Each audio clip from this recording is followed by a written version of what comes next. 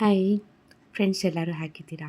Welcome back to Shambhavi friends. ನಾನು ಚೆನ್ನಾಗಿದ್ದೀನಿ, ನೀವೆಲ್ಲರೂ ಚೆನ್ನಾಗಿದ್ದೀರಾ ಅಂತ ಭಾವಿಸುತ್ತಾ ಸಂಜೆಗೆ ಸಲಾಡ್ ಮಾಡೋಣ ಅಂತ ಹೇಳ್ಕೊಂಡು ರೆಡಿ ಮಾಡ್ಕೊಳ್ತಾ ಇದ್ದೀನಿ.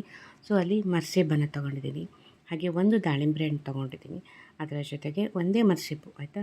ಹಾಗೆ ಶೇಂಗಾ ಬೀಜವನ್ನು ಬೇಯಿಸ್ಕೊಂಡು ಉಪ್ಪು ಹಾಕಿ ಬೇಯಿಸ್ಕೊಂಡಿದ್ದೀನಿ. ಶೇಂಗಾ ಬೀಜವನ್ನು ಸ್ವಲ್ಪ ತೊಗೊಂಡಿದ್ದೀನಿ, ಅದರ ಜೊತೆಗೆ ಪೇರಳೆಕಾಯಿನ ತೊಗೊಂಡಿದ್ದೀನಿ.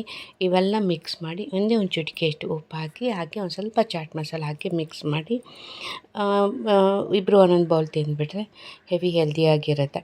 So vitamin C, vitamin K ಅನ್ನೋದನ್ನು ಯಾವುದರಲ್ಲಿ ನಾವು ದಾಳಿಂಬೆಯಲ್ಲಿ ನೋಡ್ಬೋದು. ಹಾಗೆ ಇದರಲ್ಲಿ ಮರ್ಸೇಬು ಮತ್ತು ಪೇರಳೆಕಾಯಲ್ಲಿ ಫೈಬರ್ ಕಂಟೆಂಟ್ಸ್ ಹೆಚ್ಚು ಕ್ಯಾಲೋರೀಸ್ ಇರುತ್ತೆ, ವಿಟಮಿನ್ ಸಿ ಅಂತೂ ಇದ್ದೇ ಇರುತ್ತೆ. ಸೊ ಹೀಗಾಗಿ ಇವೆಲ್ಲ ಬ್ಯಾಲೆನ್ಸ್ಡ್ ಆಗುತ್ತೆ. ಇನ್ನು ಶೇಂಗಾ ಬೀಜ ಅಂತೂ ಕೇಳಬಾರ್ದು, ಬಡವರ ಬಾದಾಮಿ ಆಗಿರುತ್ತೆ.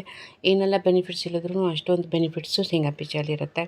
ಸೊ ಹೀಗೆ ಇದೇ ಥರನೇ ಒಂದೊಂದು ಬೌಲ್ ಮಾಡಿಕೊಂಡು 2 ದಿವಸಕ್ಕೋ 3 ದಿವಸಕ್ಕೋ ಒಂದು ಸತಿ ನಾನು ತಿಂತಾ ಬಂದರೆ ನಮ್ಮಲ್ಲಿರ್ತಕ್ಕಂಥ ಏನು ಮೂಳೆ ಹಾಗೆ ನರ್ವ್ಸು ಇವೆಲ್ಲ ಶಕ್ತಿ ಕಮ್ಮಿ ಆದಂಗೂ ಇವಕ್ಕೆ ಜಾಸ್ತಿ ಆ್ಯಕ್ಟಿವೇಟ್ ಮಾಡುತ್ತೆ ಇದಿಷ್ಟು ಸಲಾಡು. ಹಾಗೆ ಇದೇ ಥರನೇ. ಸೊ ಇನ್ನು ಈ ಹೂವು ಏನಪ್ಪ ಅಂದರೆ, ಈ ಹೂವು ಯಾಕೆ ವಿಶೇಷ ತೋರಿಸ್ತದೆ, ಇದು ಮಾರ್ನಿಂಗ್ ಹೊತ್ತು ಬೆಳಗಿನ ಸಮಯದಲ್ಲಿ ಇದು ಅರಳೋದಿಲ್ಲ. ಇದೇನಿದು ಅರಳೋದಾದರೆ ಸಂಜೆ ಹೊತ್ತು ಮಾತ್ರ ಅರಳುತ್ತೆ, ಬೆಳಗ್ಗೆ ತನಕ ಇರುತ್ತೆ, ಮ್ಯಾಕ್ಸಿಮಮ್ ಒಂದು ಮಧ್ಯಾಹ್ನ ತನಕ ಇರುತ್ತೆ. ಸೊ ಅಷ್ಟು ಚೆನ್ನಾಗಿರುತ್ತೆ. ಆಮೇಲೆ ಇದು ಹತ್ತಿರ ಹೋಗ್ಬಿಟ್ರೆ ಘಮ ಘಮ ಅನ್ನತ್ತೆ. ಓಕೆ, ಇನ್ನು ನಾಳೆ ಬೆಳಗ್ಗೆಗೆ ರೆಡಿ ಮಾಡ್ಕೊಳ್ಳಿಕ್ಕೆ ಹಾಗಲಕಾಯಿ ಪಲ್ಯ ಮಾಡ್ಕೋಬೇಕು. ನಾನು ಸಂಜೆನೇ ಹೆಚ್ಚಿಟ್ಕೊಂಡು ಬಿಡ್ತೀನಿ. ಹಾಗಲಕಾಯಿಂದ ಹಿಡಿದು ಈರುಳ್ಳಿ, ಟೊಮೊಟೊ ಇವೆಲ್ಲ ಹೆಚ್ಚಿಟ್ಕೊಳ್ತೀನಿ. ಒಂದು ಸತಿ ಟೈಮ್ ಡಿಫರ್ ಆಗುತ್ತೆ. ಸೊ ಹೆಚ್ಚಿ ಇಟ್ಕೊಂಡ್ಬಿಟ್ರೆ ಬೆಳಗ್ಗೆ ಎದ್ಬಿಟ್ಟು ಸುಲಭ ಆಗುತ್ತೆ, ನಮ್ಮ ಮುಂದಿನ ಕೆಲಸಕ್ಕೆ ಇದು ಸುಲಭ ಆಗುತ್ತೆ ಅಂತ ಹೇಳ್ಬಿಟ್ಟು ಬೆಳಗ್ಗೆನೇ ಎಲ್ಲ ಹೆಚ್ಚಿಟ್ಕೊಳ್ತೀನಿ. ಇನ್ನು ಹಾಗಲಕಾಯಿ ಅಂತೂ ಆರೋಗ್ಯಕ್ಕೆ ತುಂಬ ಒಳ್ಳೆಯದು. ದೇಹದಲ್ಲಿ ಎಷ್ಟು ಕಹಿ ಅಂಶ ಇರುತ್ತೋ ಅಷ್ಟು ಚೆನ್ನಾಗಿ ಆರೋಗ್ಯ ಚೆನ್ನಾಗಿರುತ್ತೆ, ಹುಳಗಳೆಲ್ಲ ಸಾಯ್ತವೆ. ಇನ್ನು ಇದು ಬೆಳಗಿನ ಪೂಜೆ.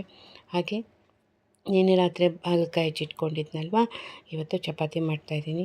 ಅದು ನನ್ನ ಫಿಲಿಪ್ಸ್ ಆಟ ಮೇಕರು ಅಂತ ಹೇಳ್ತಾರಲ್ಲ ಆ ಥರ ಇದು. ಓಕೆ, ಇಲ್ಲಿ ನಾನು ಏನಪ್ಪ ಅಂತಂದರೆ 2 ಟೊಮೊಟೊ ಹಣ್ಣು ಹಾಕಿಟ್ಟಿದ್ದೀನಿ, ಒಗ್ಗರಣೆ ಕೊಟ್ಟು 2 ಟೊಮೊಟೊ ಹಣ್ಣು ಹಾಕಿಟ್ಟಿದ್ದೀನಿ. ಹಾಗೆ ಇಲ್ಲಿ ಹಾಗಲಕಾಯಿನ ಹೆಚ್ಚಿರ್ತಕ್ಕಂಥ ಹಾಗಲಕಾಯಿಯನ್ನು ಬೇಯಕ್ಕೆ ಇಡ್ತಾಯಿದ್ದೀನಿ. ಸೊ ದಟ್ ನಮಗೆ ಸುಲಭ ಆಗಿಬಿಡುತ್ತೆ ಬೇಗ. ಹಾಗಾಗಿ ಇದನ್ನು ಈ ಥರ ಮಾಡ್ಕೊಂಡಿದ್ದೀನಿ. ಇದು ಏನಪ್ಪ ಅಂದರೆ ಹುಳಿ ಜೊತೆಗೆ ಬೇಯಬೇಕು, ಚೆನ್ನಾಗಿ ಹುಳಿ ಇಟ್ಕೊಂಡು ಅದ್ರ ಜೊತೆ ಬೇಕು. ಸ್ವಲ್ಪ ಉಪ್ಪು ಹಾಕ್ಬಿಟ್ಟು ಲಿಡ್ನ ಕ್ಲೋಸ್ ಮಾಡಿಬಿಡ್ತೀನಿ. ಸೊ ಫಾಸ್ಟಾಗಿ ಆಗಿಬಿಡುತ್ತೆ ಇದು. ಅದಾದ ನಂತರ ಒಂದು ಸ್ವಲ್ಪ ಒಂದು 2ರಿಂದ 3 ಚಮಚ, 3 ಚಮಚನೂ ಬೇಡ, 2 ಚಮಚ ಸಾಕು, ಸಾಂಬಾರು ಪುಡಿ ಹಾಕಿ ಅದ್ರ ಜೊತೆಗೆ ಖಾರ ಪುಡಿಯನ್ನು ಹಾಕ್ತೀನಿ. ಇನ್ನೊಂದು ವಿಶೇಷ ಏನಪ್ಪ ಅಂತಂದರೆ ಇದರಲ್ಲಿ ಇದು ಗುರಳ್ ಪುಡಿದು ಘಮನೇ ಬೇರೆ ಅಲ್ಲ. ಇದೆ ಹುರ್ಶಿನ ಪುಡಿ ಬೆಳ್ಸಿಮೆ. ಇದು ಬಾಟ್ಲಿಗೆ ಹಾಕಿಟ್ಕೋಬೇಕು. ಆ ಪುಡಿನೆಲ್ಲ ಒಂದು ಬಾಟ್ಲಿಗೆ ಹಾಕಿಡ್ಬೇಕು. ಇವತ್ತು ಬಂದು ನೋಡಿ ಹಾರದು, ನೋಡಿ ಹಾರದು, ಹೈ ಜಂಪು.